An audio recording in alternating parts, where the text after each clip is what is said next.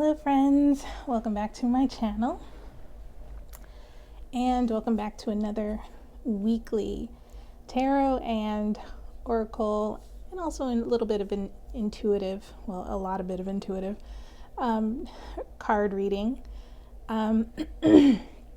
Excuse me. So the fun trials of video during Mercury retrograde. So basically I had a video ready to go and I was editing it, was hoping to get it out, earlier this evening, but when I got home discovered that it had not uploaded correctly. And of course, you know, when you're given a chance in Virgo season to take a second look at something and know that you could do a little bit better and get a little bit more into the details, that's exactly what happened to me. And so I'm back again doing a second video. Now, the overall themes from the first video were kind of, I'm of course the energy has shifted a little bit as time has gone on, but still definitely feeling this sense of embodying your truth, and of course embodying your truth, embodying your full self. And that's pretty much what I mean when I say embodying your truth, embodying your full self, the truth of who you are, the truth of who you are in this moment, and the acceptance that you're going to be a different or even newer person down the road. So there's that. There's also something that came to me yesterday. There's this idea of, I'm not quite sure what to name it. It's not quite something, it's not quite second chances, but it's something like you're getting a chance to try again. And you're getting, even though you're going through the motions again, and it's a little bit harder and it's a little bit different, it's one of those things where you're getting an opportunity to see things differently. And that, again, that just goes back to that, the Hanged Man that, you know, I've been getting on and on and on the last few readings that I've done for myself personally, and readings that I've done for you all on the channel.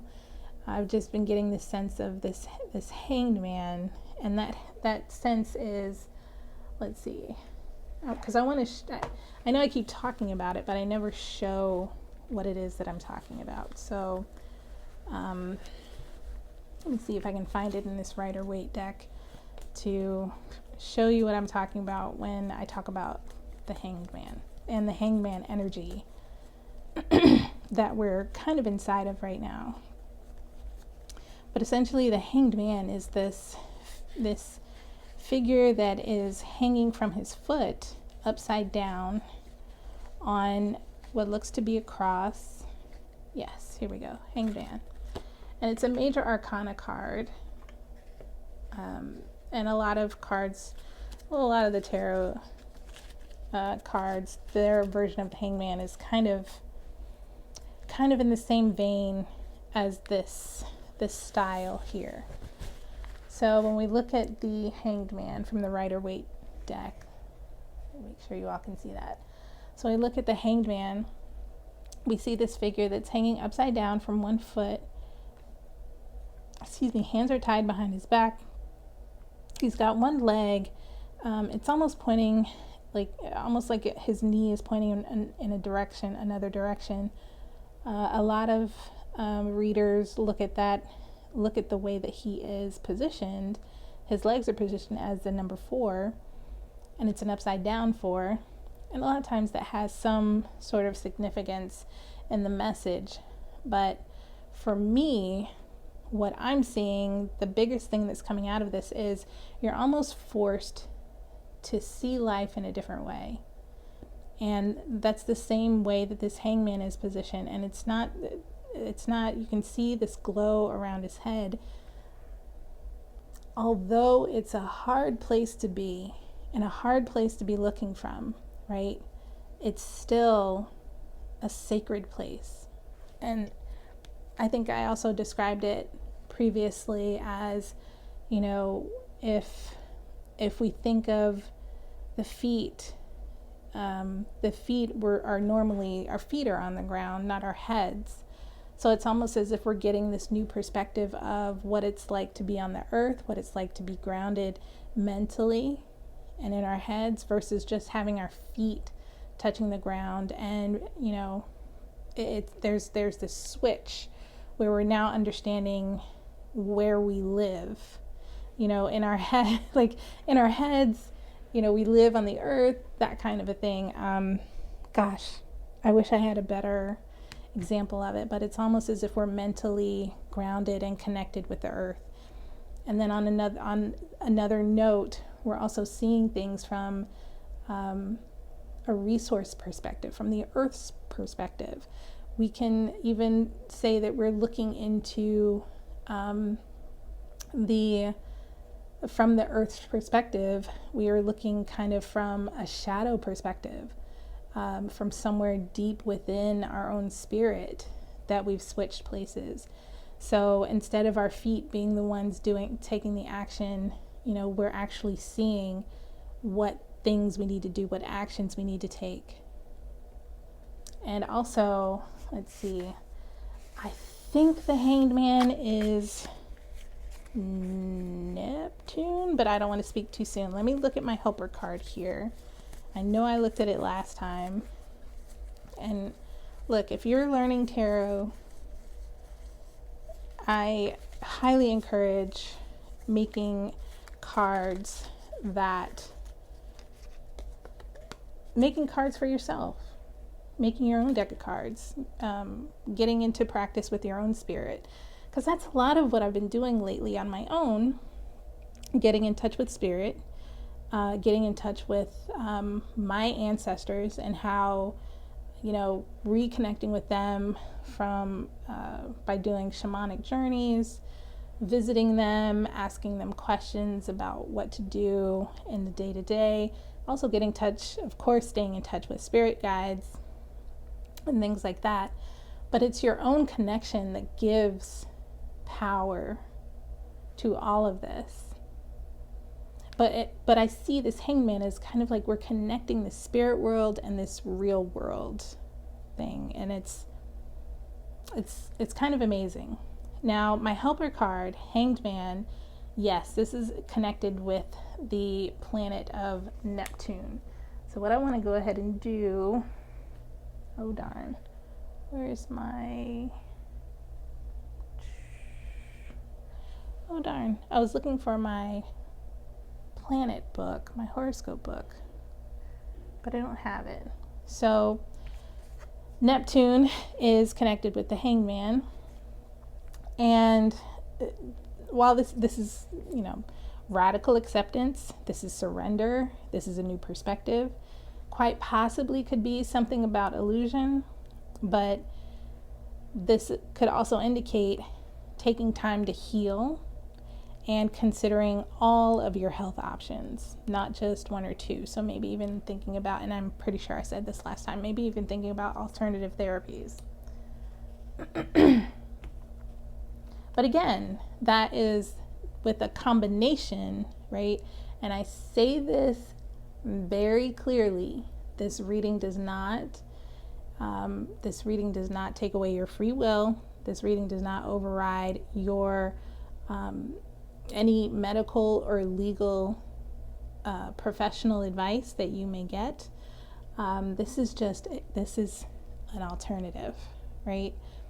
It's not the full story. And that's also something that I'm pretty sure I mentioned in the last couple of weeks. There was this kind of a coming together of this idea of two things can be true at one time. there's no, I talk about, there's, I try not to believe in good or bad because I want to be able to see all of the story and understand all of the story, not so much as like, picking sides, but understanding that in one person, like you can have someone who, could save the world, but also do some of the most, maybe hurtful things to, that's basically what I'm saying is that two things can be true in one person and at one time and in one place. It's mind-boggling, yes, but it happens. Okay. And again, that's where we are with this hanged man, we're in just radical acceptance, right? Radical acceptance. So I'm going to put that to the side, and let's go ahead and, which cards do I want to use today? All right, let's go ahead and I'll go back and use my Dream Enchantress Tarot. See what we have for this week's reading. All right, I call on my divine enlightened ancestors. I call on my ascended masters and teachers to come into this reading with a message for those who are watching, those who are seeking. May this message meet them where they are. Thank you so much for all your help and support. Thank you so much for all your messages. All right. So, Spirit, can you give us? Thank you. Can you give us? Oh, thank you. Wow. Do you have a message for the collective? Thank you. Ooh. I feel a lot of strength in this reading. Before I even get all these cards out. Wow. All right, so I'm going to put this up here. I think you all will still be able to see it if I put it up here. Yes. Okay. Awesome. Wow. Okay, so the first card we have out is the Queen of Wands. The second is the Nine of Cups. Then we have Temperance, the Ace of Pentacles, and the Knight of Swords. And at the bottom of the deck, we have the Five of Pentacles. Yeah, I see a lot of, there's a lot of warrior energy coming out of this reading already.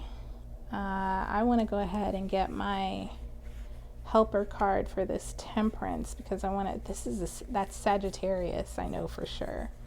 Sagittarius. So you could be dealing with something, if you're not dealing with the Sagittarius, you're dealing with someone or something that's like a Sagittarius. So just FYI.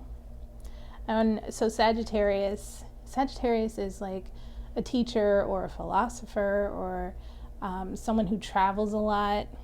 There's that kind of energy, but it's also someone who, kind of, when I say travel, they go between two different places all the time. Like if you know a Sagittarius, like a true Sagittarius, someone who either loves learning or loves to teach or loves to travel and be around the world and something like that.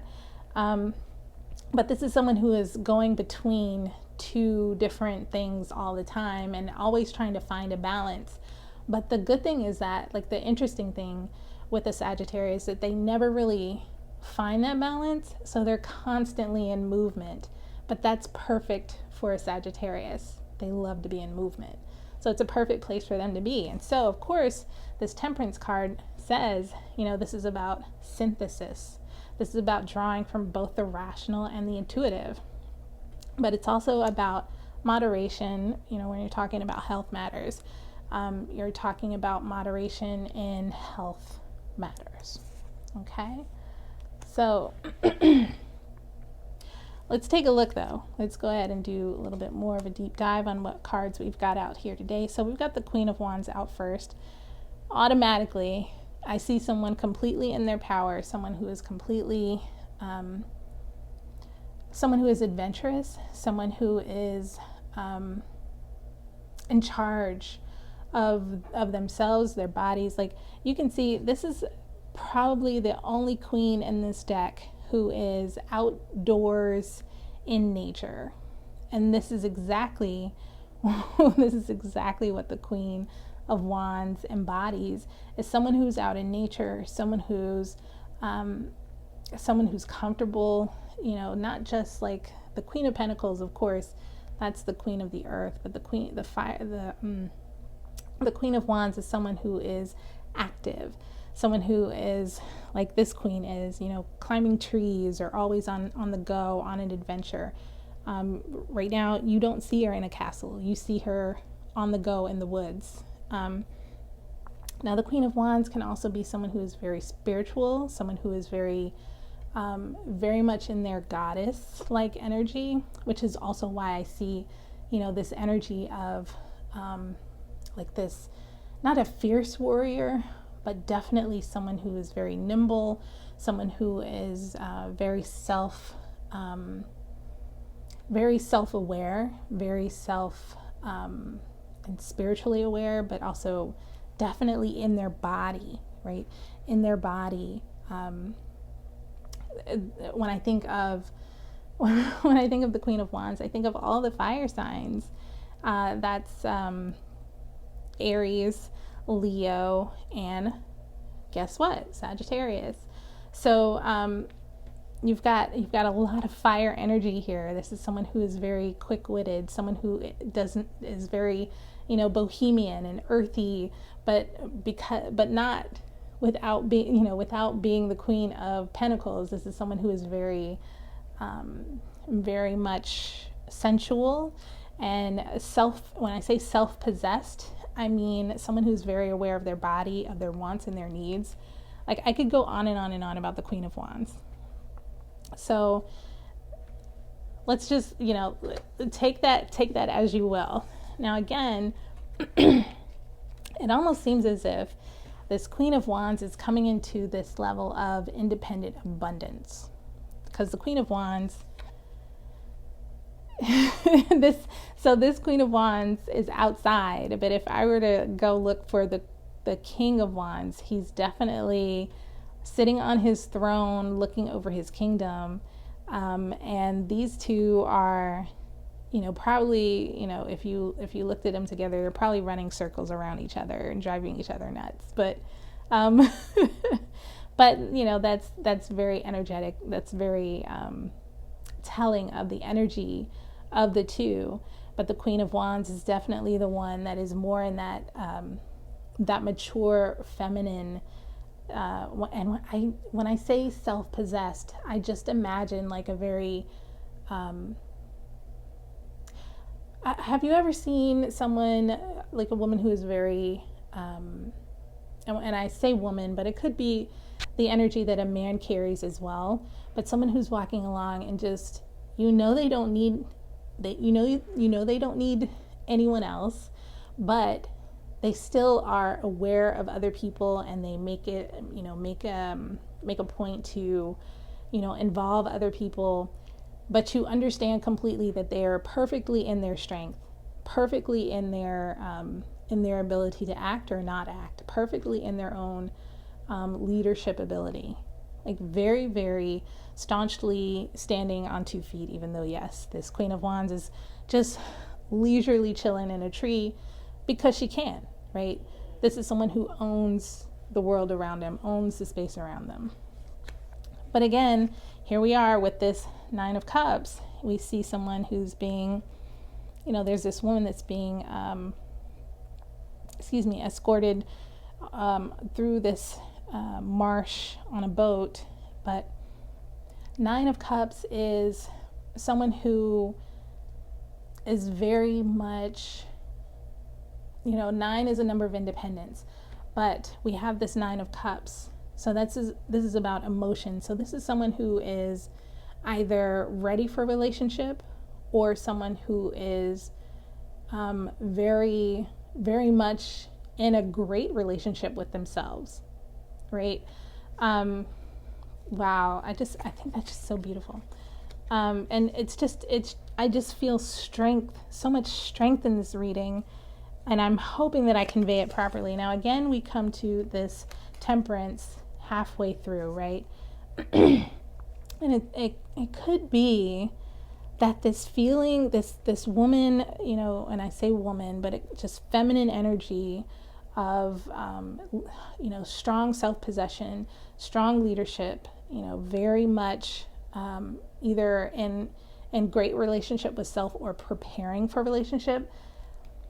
This indicates that there is something coming in, right? There could be someone coming in to be in relationship with this person. Could be you, could be someone else, could be someone you know. And again, if none of this applies or resonates, that is great. That is okay. But here we go. So I talked about the Temperance card. This is the number 14 card in the Major Arcana, and I talked about it being a synthesis. And it's very telling that this comes right in the center of this reading, because it's almost as if we're about to look at two sides of the story, two different people coming together. Or if this is not a relationship, like if this is not a relationship between you and another person, this is something that's going on within you. So it could be this feeling of very much being in possession of your actions and your body and your leadership, very much in a very good relationship with yourself, but also understanding that at times you have to be open to new opportunities. And this is where it's like, oh man, have you ever gotten to a place in your life where you're like, oh my gosh, I have to share? You know what I mean? Like you're having just such a really good time, and then all of a sudden it's like, oh, I have to share. But I even though yes, I still get this strength in the reading. There's this sense of, this Ace of Pentacles is saying, hey, it's time to branch out. It's time to utilize new resource or branch out into a different path. And when we talk about Pentacles, we are talking about resources. We are talking about things of the earth or things that help us through our daily life. So money, job, career, maybe some sort of a new path in your business or something like that. So even it's kind of like saying there's a whole bunch of strength here, but don't get comfortable, because there's something new coming in. And this is, aces are always about new beginnings and divine new beginnings. So we see this woman with this pentacle over her head, right? Just kind of like an aura. And it's something from the heart, it's something that's very deeply connected. Wow. Now, I will say, we've got this, I'm going to push this aside so I can bring it a little closer in. We've got this Knight of Swords. Now, the Knight of Swords to me always pops out, every time I've seen it lately, up until now, it's just been interesting. That's interesting. Every time, usually that I see it, I feel this sense of going back into battle, right? But when we think about swords, this is things of the air. This is communication. This is ideas. This is trying something over again, right? So even though this particular Knight of Swords looks like, they're going back into battle, it really is, what? I'm strong enough to try this idea again. I'm strong enough to either send or receive this communication. I'm strong enough to take this thing of the air and make it real. And That's pretty much what Knights are about, where we have pages or messengers. Knights are actually bringing in the actual offer, and then it starts maturing more and more as we go into like bumping up to the Queen of Swords and then the King of Swords. But this is all about communication, truth, clarity.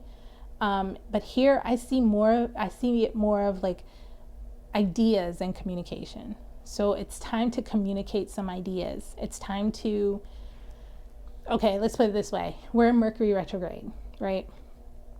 It's time to bring forth an idea that you've had kind of on the back burner but have been working on it.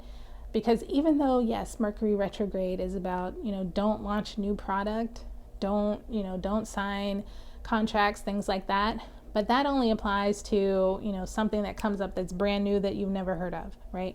If this is something that you've been working on for a very long time and you've been looking for an opportunity and it pops up in the midst of Mercury retrograde, or it's something that you might have lost, right? This could be an idea or a path or something that you lost in the past coming back around again.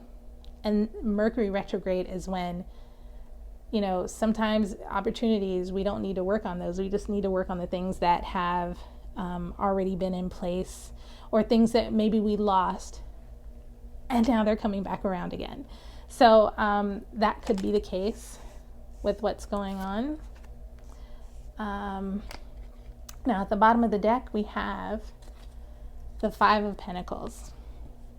Now usually the Five of Pentacles, I see, and I've never really had this card read in this specific way to me, but it's almost as if, we see this kind of a fairy kind of blossoming out of this plant, and we see the Five Pentacles here, and we've got two kids kind of watching like, wait a minute, she's not a pentacle, she's just growing out of the plant. So it's almost as if there's this you're emerging from some sort of a structure, or you're acting outside of a structure.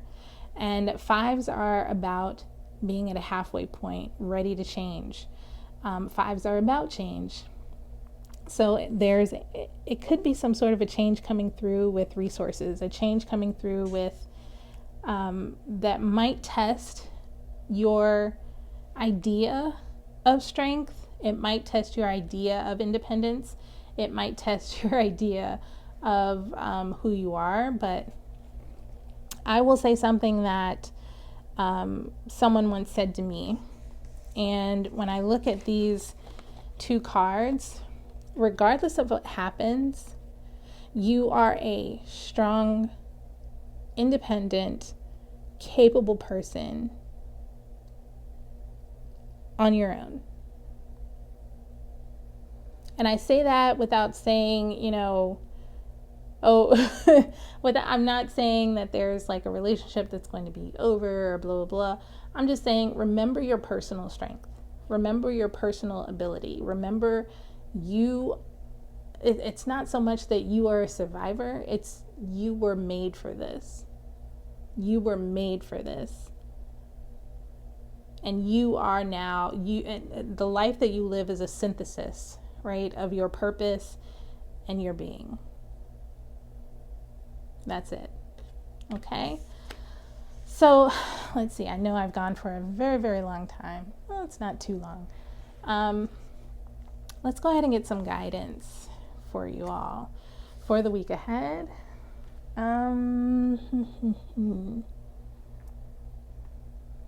Let's see. I think I will look at, you know what, let's do Mystical Shaman Oracle. I'm really liking these cards. Let's see what Mystical Shaman Oracle has to give for us. What kind of guidance do we have for this reading? I call on my ascended, enlightened ancestors, and I call on my divine masters and teachers to come into this reading with some guidance for the message Thank you so much. Oops. There we go. All right. Ooh. That seems like a lot, but it came right out. You know what? I'm going to take it. We've got three cards of advice out. So let's see. Let me get these out of the way. Or at least to the side so y'all can see them properly. Put this down here. Okay. So first out, we've got the Time Master, and they're all right side up, which is pretty cool. First out, we've got the Time Master. Then we've got the Circle. And lastly, we have Lightning. I hope those stay up. I hope you can see them. Yeah, I think you can. Okay. So we've got Time Master, the Circle, and Lightning. So let's go ahead and get a read on what the advice is for that. Time Master is number 57. 57.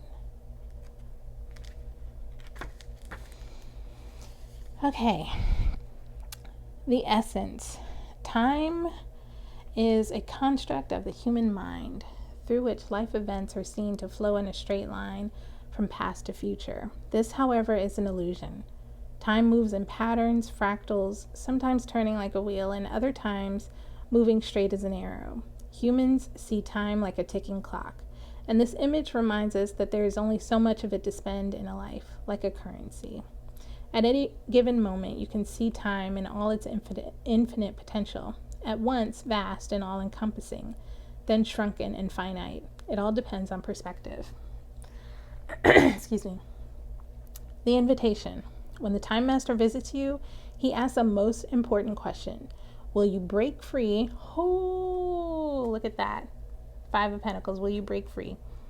Will you break free from limited cause and effect thinking by moving beyond the linear illusion and welcoming the cyclic quality of time?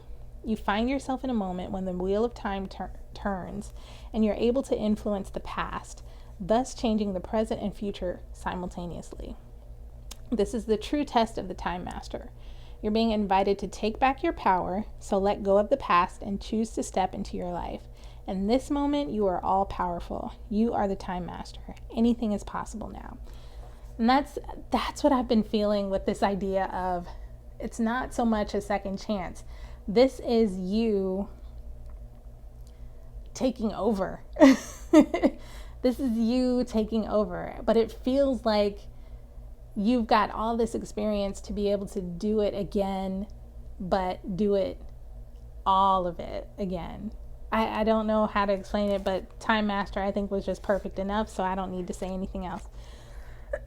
Excuse my coughing. My throat is dry.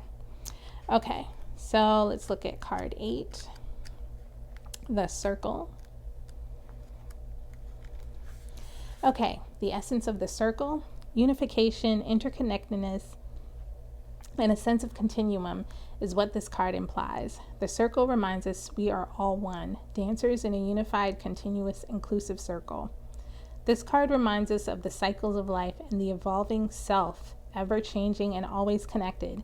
Human spirit, nature, the cosmos, all intrinsically connected. When the Circle appears, the invitation. Sorry, I need to get a drink of water because I don't want to cough in you all's ear for the rest of the reading.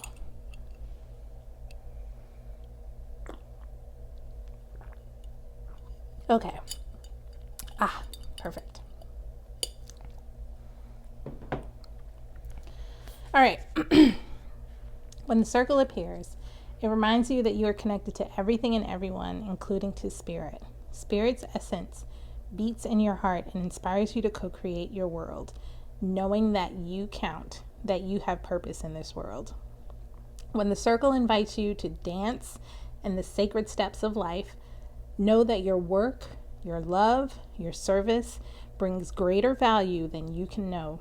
Stay the course, keep dancing, and all will be well. Stay the course and keep dancing. Yes, Yes. Always love that. All right, so let's look at lightning. That's card number 30, and that'd be our last card. Okay, so let me actually move this over a little bit. Hopefully it doesn't all fall over. All right, I'm going to set that down just so you can see the lightning card a little better. Okay, the essence. The formidable electrical discharge of a lightning bolt brightens the sky and strikes the earth, accompanied by the mighty sound of thunder. This phenomenon has a positive aspect. The light illuminates the earth and the psyche. But there is a destructive side as well. The bolt can burn and even kill if it's too strong.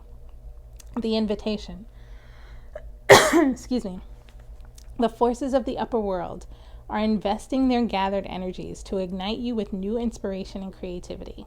Allow this divine gift of awakening to take root in your being. Yeah. I kind of see this Knight of Swords raising this sword and just it's almost like pulling down some divine communication from heaven in this sword and this lightning. Okay, I'll keep reading. Okay, so allow this divine gift of awakening to take root in your being and enjoy a renewed sense of clarity, passion, and vision. Y'all, I think this is like the most fun reading that I've given in months and months and months. Months and months and months. This is amazing. I feel invigorated by this reading, and you know what?